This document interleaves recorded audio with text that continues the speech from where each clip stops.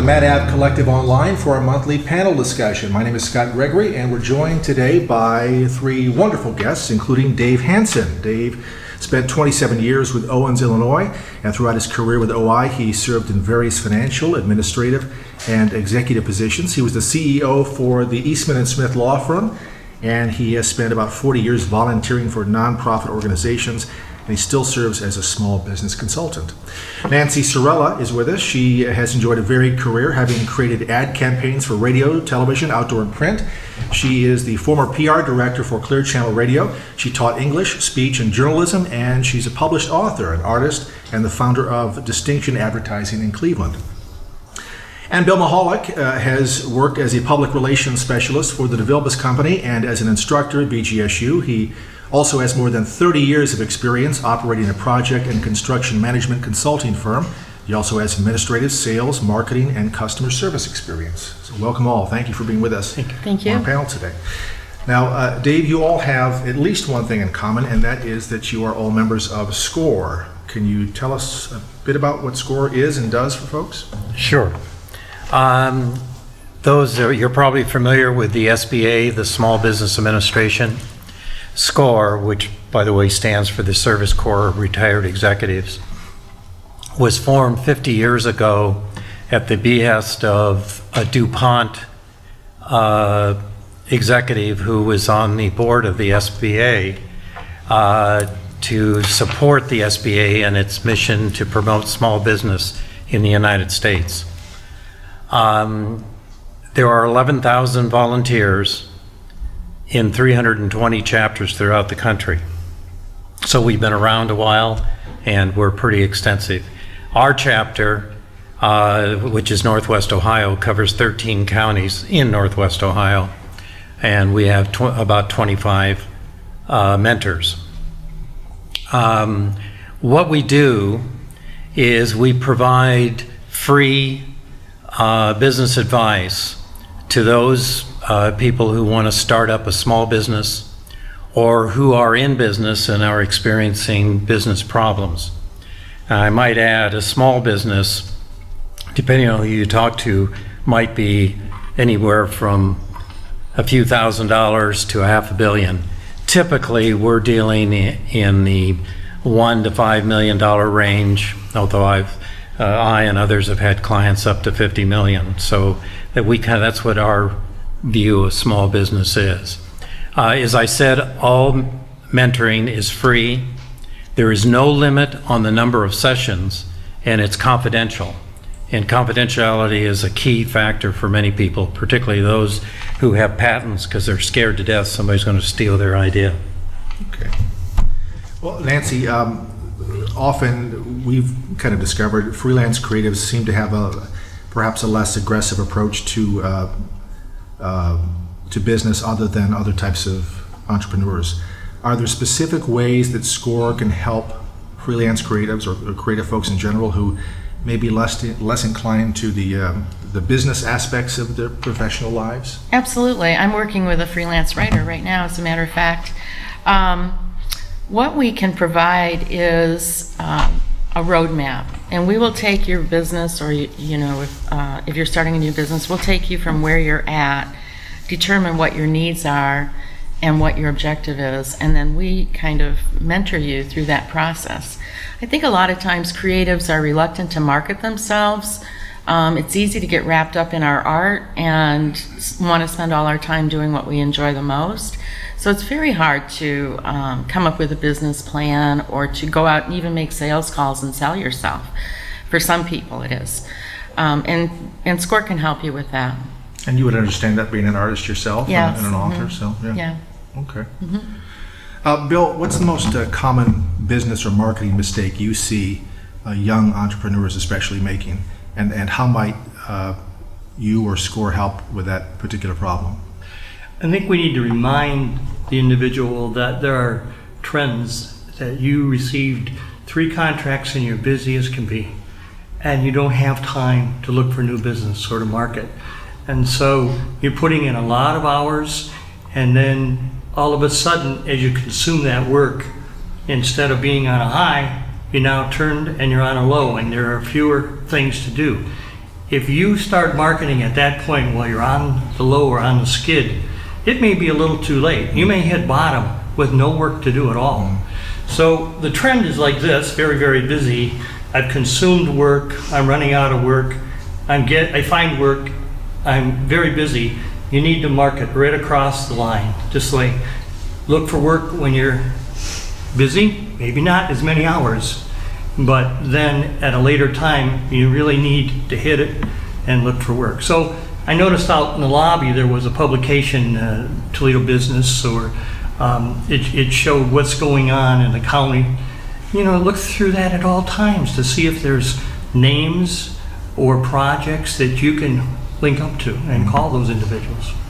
I've worked myself with small businesses, one, two, three-man shops who experience that same problem, and I've recommended setting aside a certain part of your day or your week and doing those things that you need to do, sending the emails, developing the marketing materials, making contacts, whatever it is, making a consistent part of your schedule to just, you may hate doing it, but you got to do it for the exact reason that you just said, because you're going to. If you run out of business, it's a bit too late, and Right. there are no more billable hours. Yeah. And then you're scrambling for, and you'll take anything, that kind of thing. So That's the other painful things. Right. Yes. okay, Dave, Nancy, any comment on that? The common business or marketing mistakes you see? Well, the SBA statistics for new businesses is 2/3 of new businesses fail within 4 years for two primary reasons. Inadequate planning, a failure to do a business plan, and if they've done a business plan, to follow it. And the second item is inadequate financing. They failed to adequately project their needs and to contract with a financial resource to handle that.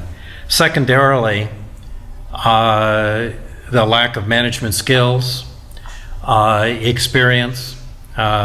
I was taken by one gentleman who had worked at the transmission plant for over 20 years. He liked to cook, so he wanted to open a restaurant. But he had no experience. You know, I mean, the suggestion was you might want to try that for a while before you try opening your own restaurant. And the other thing is an ability to be able to do everything. Because when you're the owner, that's what happens. As far as marketing goes, Dave had a client, a SCORE client that owned a hair salon, and it was a full-service salon, and he called me in to do a little bit of marketing consultation with his client, and she was pretty overwhelmed with the idea of marketing and would kind of scramble when she would see an event, or she would think, oh, Halloween's next week, I should do something. So what we suggested was that she sit down at that moment, pretty much, and set aside a marketing plan for the entire month, have something set up, a promotion set up, month by month by month, have them all in a file, and that way you can just pull them out and it's all there for you. And then put all your resources back in that file, and next year you can do it all again. So At least you have that starting point, Exactly. that foundation You know, that you can add to. And yeah, I think she knew what she wanted to do. She had some great marketing ideas. It was just overwhelming trying to get it done quickly. And it wasn't coming off properly because she was trying to do it quickly. So when she got that roadmap, I refer to the roadmap a lot, Dave calls it a business plan. When she got the roadmap and had that ready, as far as her marketing plan for the entire year, it was like, off her shoulders. She didn't have to think about it anymore, and it was a relief. as someone, Nancy, who ran an advertising agency, you must have hired a lot of folks for specific creative tasks or jobs. Which secondary skills or traits did you look for as somebody who was hiring folks, either freelancers or full-time members of your team? Was it an attitude of work ethic? What was important to you, and what should the folks in our online audience be thinking about developing those talents if they don't have those already? Right. Well, my agency did all our own copywriting, but we had all of our videography and all of our artwork was farmed out to freelancers. And so, of course, I'm going to look at the portfolios, the first thing I want to look at. But, don't show up. I had a fellow show up, a freelance graphic artist that brought me his portfolio, which was very nice, but he showed up in Bermuda shorts. And I understand and I appreciate the creative mind, But I was running a business. And they create a wardrobe as well. Yeah, right. I was running a business, and it was important to me, especially in marketing, that, there's so many timelines and things can get so rushed. It was very important to me that the person that I hired had a keen business sense, that understood what the overall objective was and was going to be able to provide that for me. So I was looking for creatives, but they had to also appreciate that deadline aspect. Of course, I checked out their references and was able to gather a lot of information that way too. Okay. Dave, what are some of your keys, and we talked on the phone about this a little bit, but what are some of your keys to running a successful business? You mentioned the business plan. Anything else stand out for you? Yes. Having a vision of what you want to do, I've been doing this for 14 years as a volunteer. And by and far, it's the 80-20 rule. Most people that come in are so concerned about being up and running in 90 days, they haven't thought where the business is going to be in 5 years. They haven't planned how they're going to get there. So having a vision and then having a plan, there's a saying, plan your way to success, work the plan. And it doesn't mean you can't change the plan. You've got to be flexible because things do change. But setting a goal, you're at point A and you want to get to point B, how are you going to get there? And that's what the entrepreneur really has to know and oftentimes fails to do. Would you think that that lack of vision also includes this? The man who wanted to open a restaurant or the hair salon or whatever. I like to cook, so I'm going to open a restaurant. I like to do hair, I'm going to open a salon. I would think that very few people take the time to figure out what differentiates them in the marketplace. And because I like to do it, I'm going to do it, and the world's going to beat a path to my door. Not really. What do you find that is a problem where people don't define that niche, and they don't go after that niche, and they don't try to serve a unique market that way, and they may end up in business with 42 other people who are doing the same thing, basically. Mm-hmm. So, when I consult with clients about marketing, that's one of the first things I ask. Who is your competition out there? Where do they stand? What do you do different than they do? What's going to bring people to your door rather than theirs? We have a solid discussion about that right up front. Maybe another example to that, I had a young man and he wanted to open a car wash, one of these go in and do it yourself. Mm-hmm. And I said, have you taken a simple map of the city and put push pins where everything is? Because I can tell you there's 5 in my area, right, and one of them's closed. Right. And he said, no, I haven't done that. How about one of these storage units? It's the same concept, and it speaks to understanding and what's going to make you different. Mm-hmm. Bill, what should a business plan consist of in your mind? Well, first of all, it's a tool to guide you, or a roadmap, as Nancy said. You need to look at what's basically the description of the business. What's my goal? What's the operation going to be like? What kind of facility do I need? Can it be simple and work out of my house, and do I have to get a warehouse or even space in a warehouse, a co-op kind of arrangement? You need to talk to a bank. You need to realize that as the business grows, you're going to need financial resources. And so maybe not at the moment, maybe all you need is a checkbook, but in the future, you're going to need that banker more and more, so you want to create a relationship with them. So you should have a financial plan. You may not have to implement it right away. You should be thinking more about the operations. But then later on, you need to say, what is my mission, revise my mission. I need to get an accountant. And so whenever I have someone who comes to SCORE and I say, do you have a business plan? And they say no, but I got a name for the company. So that's good too. But let's take the abbreviated form, 1 page, and let's just create a 1-page business plan, nothing complicated. And then later on, we can get into more detail. So I would say sit down, think about your goals, your mission, your operations. Do I need employees? And financial needs, and even insurance needs. If I was in construction management again, I'd have to have several $1 million worth of liability insurance because you never know if the project's going to go south on you. And you would suggest this, I assume, for any size business, even if I'm in my basement right now making videos for Absolutely. people. Yeah, that Yes. vision again. Well, the freelance writer I'm working with works out of a bedroom in her house.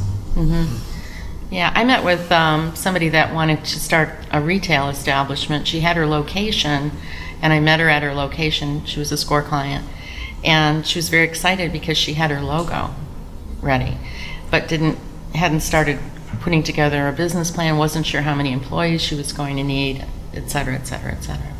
And you can even look at that and say, well, what is...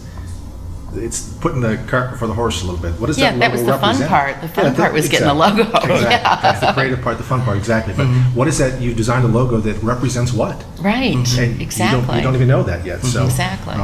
that's another conversation. But Yeah. Scott, maybe an important point, because planning really kind of gets to people, makes them nervous. But we provide, along with our mentoring, and we've left some of these, is a how to do a plan type thing, and that'll help you. And I would suggest you pick one of these up if you have an interest, and go from there. we will have plenty for everybody. It'd be great. Yes. This question is for everybody. I think creatives may tend to seek out a certain type of work, maybe because they're more comfortable with it, or they feel that they're better at this thing or that thing. But do you see opportunities these days that the freelance writers or designers or any creative professional might be wise to explore? Certain industries, perhaps, that could benefit from freelance help, or I think those markets are opening up more and more now because so many outlets are laying people off and they're bringing in more freelancers. But don't forget about the nonprofit sector. I know I work for a nonprofit. I work for Mercy Children's Hospital now. And maybe even because they're a nonprofit, if you want to establish that relationship, offer them a discount perhaps because they're a nonprofit. I would really, and don't forget to include all the media outlets, the print outlets. You never know. You need to network, have a really strong web presence, get into some e-commerce in a sense. we talked before in this panel about nonprofits and actually pursuing nonprofit clients that may kind of like your style of work, or you feel this may be a good representation for them, so I'm going to target them specifically, and who knows, that may turn into a great Right. full-time client. And Right, and I think if I was a freelancer today, I would probably go first to the Center for Nonprofit Resources here in Toledo, because they're a resource that all the nonprofits use. So it might be good to make them aware of what your work is and maybe even what your fee schedule is. any other thoughts on that, or any other opportunities that freelancers may be missing, creative folks? Well, I was thinking about emails that I get once in a while about joining LinkedIn, and that is the social media for business, especially small business. And so I would say look at LinkedIn and maybe decide to put your name and your bio on that. And then that network can just explode. You never know where it's going to go. And it's free. Yep. So, of course, social media will grow and grow, and there are at least 3 forms right now. You might want to try a couple of them and see which works, but LinkedIn is for the business individual. Okay. And finally, what's one thing that people forget to consider before going into business for themselves? We talked about the business plan, we've talked about that vision. Anything else that kind of Well, I would obvious? recommend seeking as much advice as you can possibly get from those who have been there and done that and have been successful at it. Marketing yourself. I can't stress that enough. Have a solid contract that can get some freelancers in trouble too. And sometimes I think as freelancers, say you're a graphic artist and you worked on something for 5 hours, but once it's done, you think, oh, that only looks like 3 hours worth of work. You don't want to devalue yourself. I mean, you spent 3 or 5 hours on it, you need to bill for 5 hours. And I can tell you this from experience, if you're working with any politicals, get the entire payment up front. Okay. Let me jot that one down. Bill, Dave, any other comments on that? What are people forgetting to do? Maybe that might be obvious to you, but not so much to most business and you creative person. find a number of people who decide to go into business, particularly after 2008, when people couldn't find jobs. I'll go into business. Well, it's one thing to have been a doer, an employee somewhere, but if you don't have management background, you need to recognize it shouldn't keep you from going into business, but you are going to have to develop those skills. And the principles of management become very important when you're running a business. And if you remember from the days of taking management courses, and it is planning, organization, leading, directing. That means you got to be able to manage people, and controlling, put in the controls to run your business, and then you've got to have a reevaluation process, and that's often forgotten by people going into business because they're hyped up about the product and how they're going to get it out there.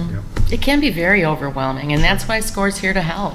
Right. I mean, it's a wonderful organization, and to not charge for these services, when you think about how much Dave charges in his business, and now he's doing it, for SCORE clients for free, it's pretty remarkable. All of our mentors, we have over 40 mentors. They all come from varied backgrounds. So, for example, if Dave has a client that needs some help with an area that he's not he doesn't have expertise in, we've got 39 other people that he can draw on to bring that person to the meeting, bring that person to the table. And a lot of times, our SCORE mentors have owned, an ice cream store, or they've owned that little shop on the corner, the little, car mechanic on the corner, and they can work with people too very well. So for our online audience, how many chapters of SCORE are there? 320. 320 in all major cities, perhaps? Yes. Yeah. In some locations, there's multiple chapters because of the size of the city. Is there SCORE of one- Northwest Ohio, which is centrally located in Toledo, we're at 2200 Jefferson Avenue at 22nd and Jefferson. We cover 15 counties in Northwest Ohio and Southeast Michigan, and we also have pilot offices in Bowling Green, Defiance, and Port Clinton.